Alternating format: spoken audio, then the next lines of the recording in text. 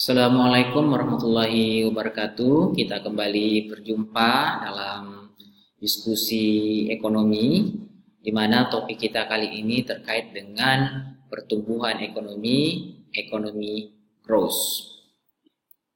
Istilah pertumbuhan ekonomi itu menjadi indikator penting dalam mengukur keberhasilan ekonomi, diantaranya dalam bidang pembangunan ekonomi. Jadi ekonomi growth atau pertumbuhan ekonomi itu banyak digunakan oleh pakar maupun pengambil kebijakan, termasuk stakeholder pemerintah di dalam mengukur keberhasilan pembangunan ekonomi di suatu wilayah atau suatu negara.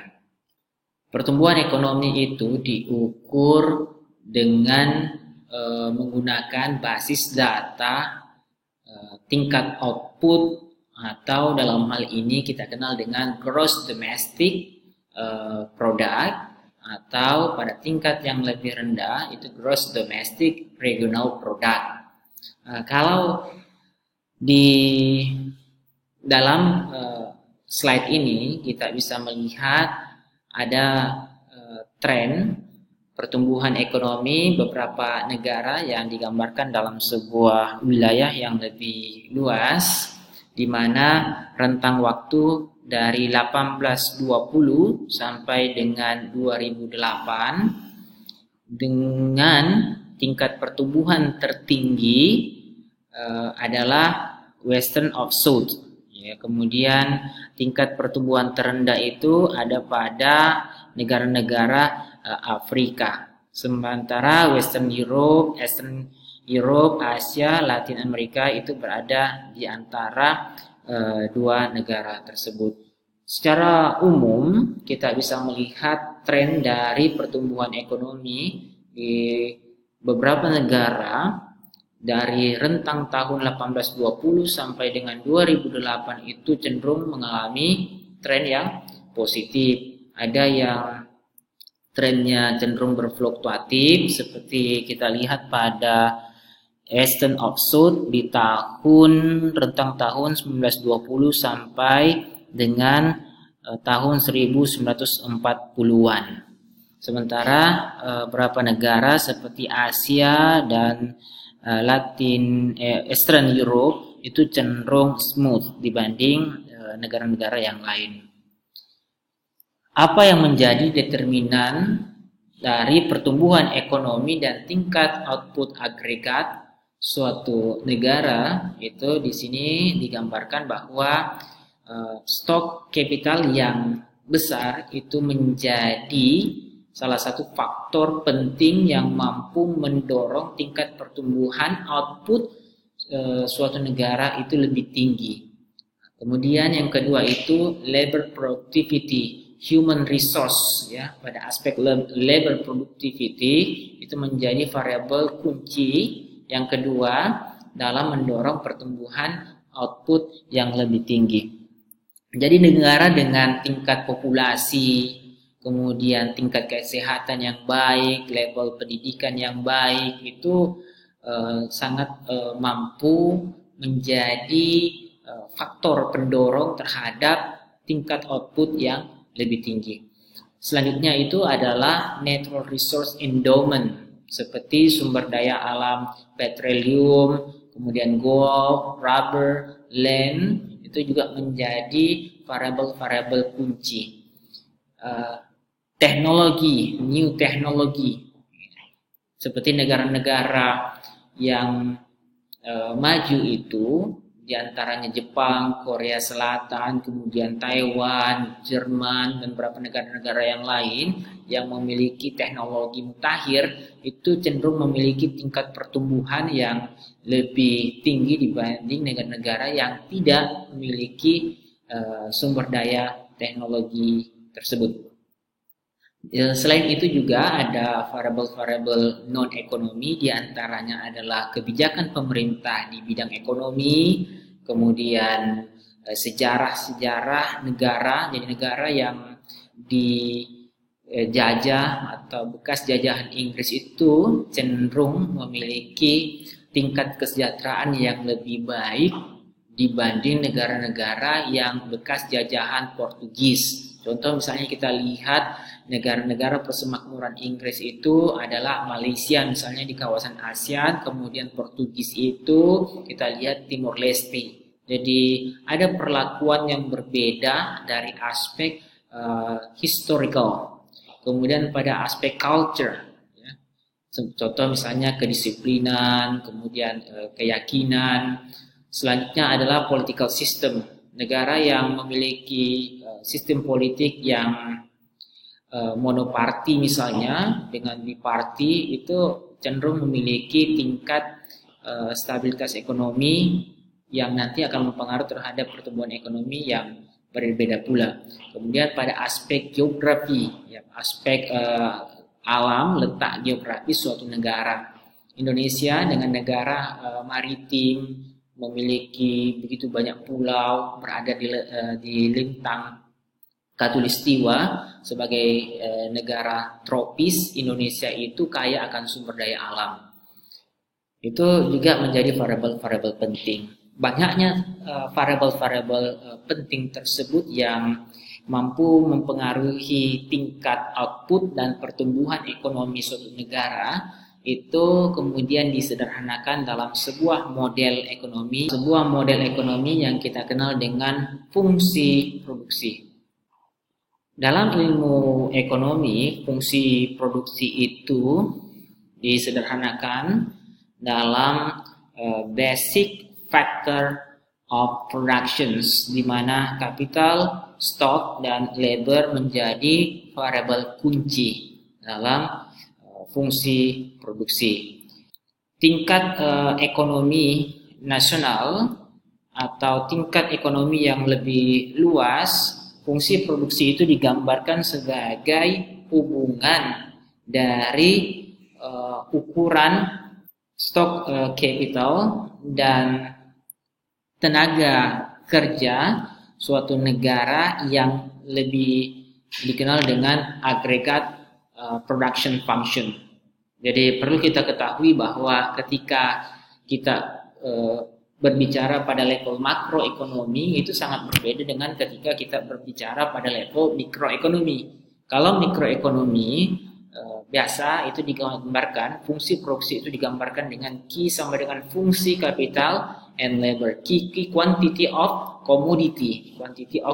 Jadi yang dibahas itu adalah kuantitas dari masing-masing komoditas. Sementara kalau kita bicara tentang dalam skop yang lebih luas atau makroekonomi, fungsi produksi itu digambarkan secara agregat. Jadi tidak membedakan antara kuantitas-kuantitas komoditas-komoditas dari suatu output tersebut. Tapi secara keseluruhan semua output yang ada yang dihasilkan dalam sebuah perekonomian itu terakumulasi dalam agregat production function atau agregat output. Agregat production function itu mengukur nilai output atau produk nasional yang ditentukan oleh nilai dari stock capital agregat, ya, agregat capital stock dan agregat labor force. Jadi bukan hanya pada aspek output saja yang secara keseluruhan atau sifat agregat, tetapi juga pada aspek inputnya, yaitu agregat capital stock dan agregat labor force. Dalam persamaan matematisnya itu kita bisa lihat dalam slide fungsi produksi di mana Y sama dengan fungsi capital and labor. Jadi pada persamaan satu itu digambarkan Y sama dengan F atau fungsi capital and labor. Jadi Y itu sebagai simbol dari output nasional. Jadi kalau dia di sini key, berarti itu adalah output yang bersifat individu atau basisnya itu adalah komoditas. Kemudian dari 6 fungsi ini, the basic gross model ini, kita harus mampu mengingatnya, setidaknya menghafal untuk bisa memahami discussion kita berikutnya. Jadi yang kedua itu selain fungsi produksi ada saving function. S itu adalah besar tabungan, sama dengan koefisien S. Koefisien S itu adalah tingkat tabungan dikali dengan Y atau output agregat. Kemudian yang ketiga adalah S sama dengan I. Jadi jumlah tabungan sama dengan besarnya investasi. Yang keempat itu adalah delta K. Delta K itu adalah perubahan stock capital sama dengan investasi dikurang D. D itu adalah depreciations, ya, penyusutan kali dengan stock capital. Yang kelima itu delta L. Delta L itu adalah perubahan jumlah labor, tenaga kerja sama dengan NN ini adalah tingkat pertumbuhan populasi dikali dengan labor force. Kemudian yang terakhir itu adalah delta K sama dengan SY kurang DK. Jadi persamaan yang terakhir ini merupakan substitusi dari persamaan 4 dan persamaan 2. Jadi delta K itu adalah perubahan stok modal sama dengan saving, ya, dikurang dengan tingkat saving dikurang dengan tingkat depresiasi. Jadi ini 6 persamaan itu harus kita pahami, kuasai untuk bisa memahami teori-teori atau diskusi kita berikutnya. Setelah kita mempelajari tentang the basic gross model, kita masuk pada teori-teori berdasar perspektif para ahli. Yang pertama itu adalah Harrod-Domar gross model. Ini menurut Harrod dan Domar. Nah, Harrod-Domar gross model itu menggambarkan bahwa fungsi produksi kita lihat dalam kurva 4.1 ini, isokan for a fixed coefficient production technology, itu digambarkan bahwa fungsi produksi itu koefisiennya tetap atau konstan. Nah, di sini digambarkan the fixed coefficient production function. Apa sih yang dimaksud dengan the fixed coefficient production function? Kemudian apa yang dimaksud dengan the production function depicted in figure drawn with constant return to scale? Jadi apa yang dimaksud dengan constant return to scale? Itu yang akan menjadi diskusi kita selanjutnya. Kalau kita perhatikan dari kurva isoquant di dalam figur 4.1 ini, kita lihat bentuknya itu siku-siku. Jadi isoquant pertama dan isoquant kedua itu semuanya berbentuk siku-siku. Kemudian kita lihat pada titik A. Ya, pada titik A ini itu kita perhatikan pada sumbu vertikal quantity of capitalnya itu sebesar $10. Sementara pada sumbu horizontal quantity of labor person year itu adalah 100. Jadi pada titik A itu adalah kombinasi antara quantity of capital dan quantity of labor, di mana quantity of capital itu sebesar $10, sementara quantity of labor sebanyak 100% year, dengan tingkat output sebesar 100.000 keyboard, ya, 100.000 keyboard pada isoquant 1. Kemudian pada titik B kita lihat itu ada kenaikan quantity of capital sebesar 10 menjadi $20.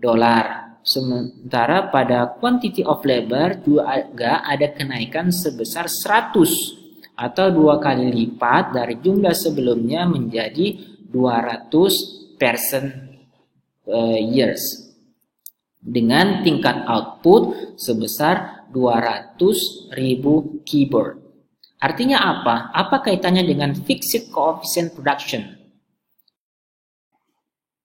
The capital output ratio in Harrod-Domar framework, ini kita lihat ada persamaan matematis di sini. Harrod-Domar model examine relations between gross and capital requirements. Di sini ada persamaannya, Y sama dengan 1/V kali K. K itu adalah stock capital. V itu nanti kita akan lihat di sini ada V. Atau Y sama dengan Y itu Anda harus ingat kembali bahwa ini adalah output agregat output sama dengan stock capital dibagi dengan V. Capital output ratio atau disingkat dengan CORE, yaitu V sama dengan equal to capital divide Y.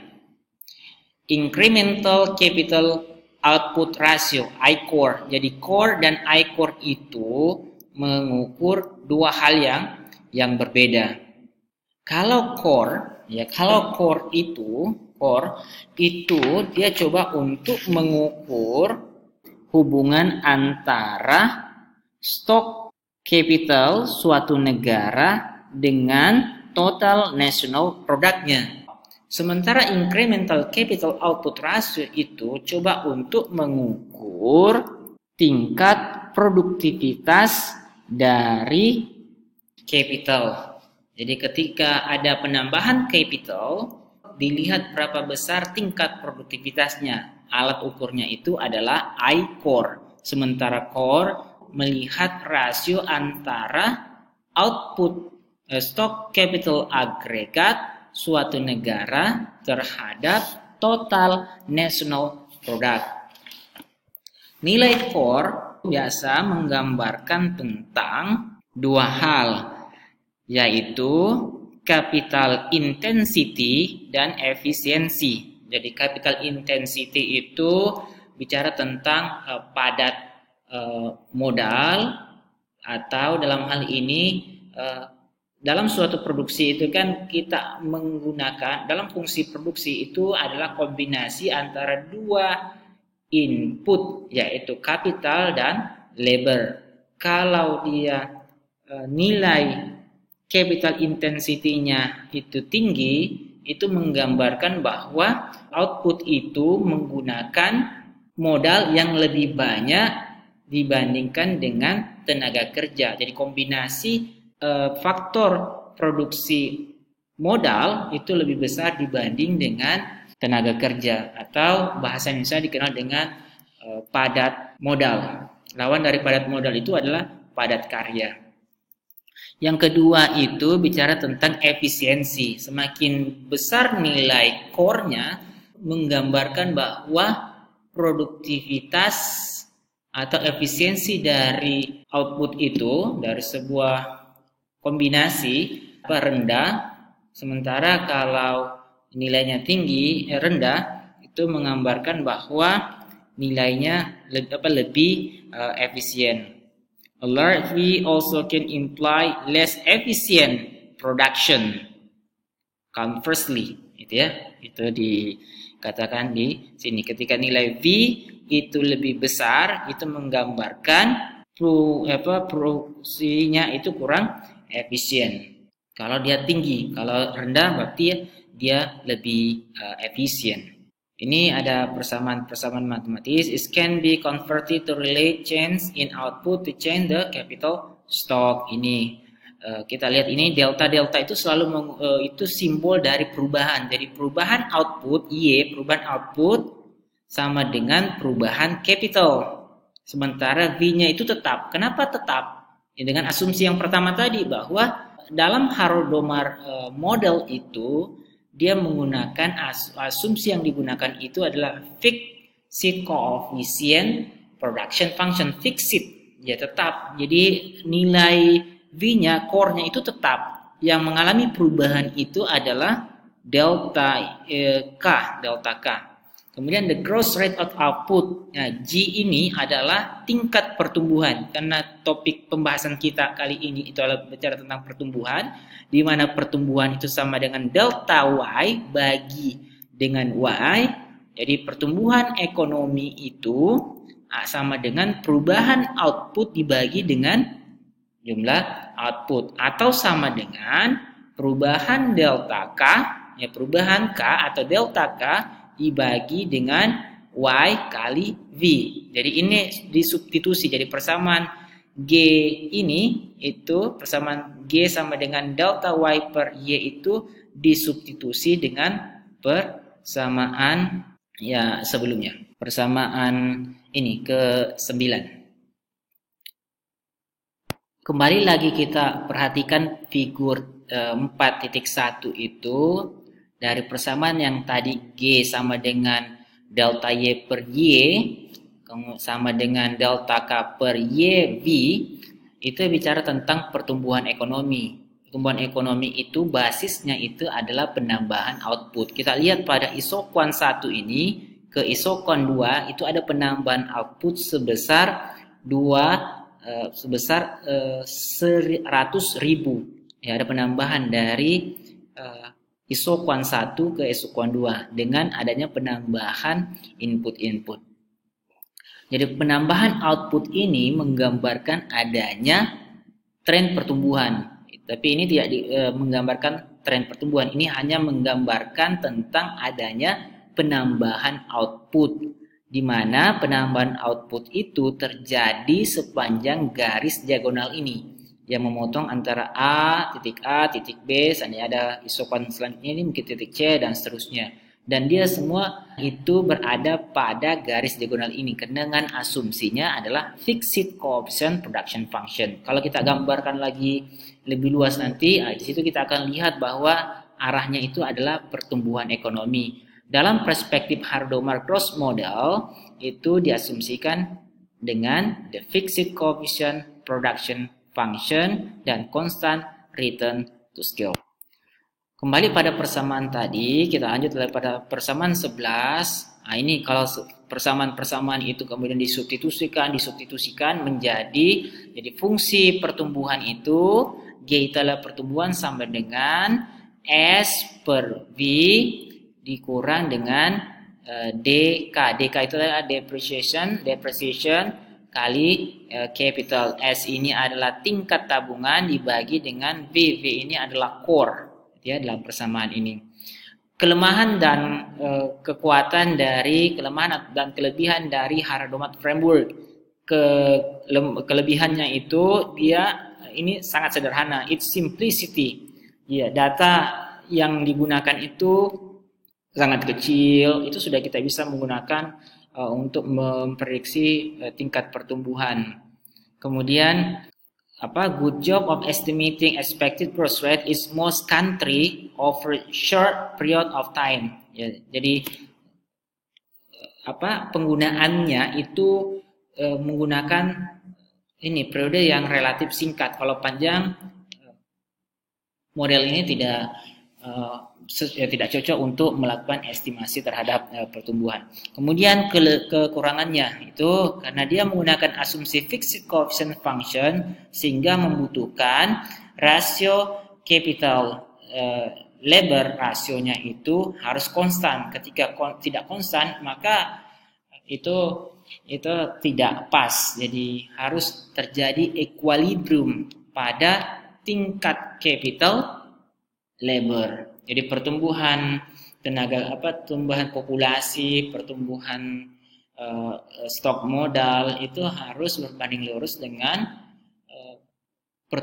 tingkat pertumbuhan output. Inaccurate over longer period. Nah, ini kebalikannya tadi. Kalau ini cukup dalam data yang relatif singkat, periode yang singkat itu dia cocok untuk penggunaannya, tapi dalam jangka panjang, nah ini menjadi kelemahan dari perhitungan model tersebut. Kemudian the absence of any rule for technology change. Dia tidak memperhatikan adanya perubahan teknologi. Kalau kita lihat pada awal slide itu, di situ saya jelaskan bahwa ada beberapa variabel penting yang mempengaruhi terhadap pertumbuhan ekonomi atau pertumbuhan output. Di antaranya itu adalah new technology. Nah, di dalam Hardo-Markos model ini itu tidak memperhatikan atau tidak memperhitungkan peran dari perubahan teknologi.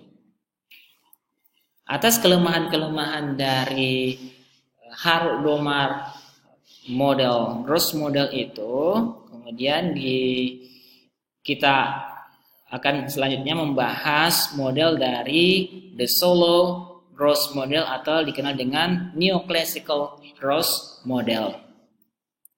Di sini ada dua kurva. Kurva yang sebelah kanan ini adalah kurva yang digunakan dalam pembahasan Harrod-Domar Gross model, sementara yang di sebelah kiri ini adalah kurva yang akan kita gunakan untuk menjelaskan The Solow Gross model. Dilihat ya, dengan kasat mata kita bisa membandingkan antara figur 4.1 dan figur 4.2. Ya, ini dengan kuadran yang sama tetapi kurva yang berbeda. The neoclassical production function is more flexibility and substitution. Sementara di dalam Harrod-Domar Gross model itu dia fixed, rigid. Gitu ya. Kita lihat saya bentuk kurvanya ini abu, ya, bentuk siku-siku kaku, ya, rigid. Kita lihat. Sementara kalau di figur 4.2 isoconform neoclassical production technology, dia lebih fleksibel. Kita lihat titik A, titik B, titik D, dan titik C. Kalau di isokan, untuk bisa terus mengupgrade pengetahuan kita seputar metodologi penelitian maupun ilmu ekonomi, jangan lupa subscribe dan like channel Brikal.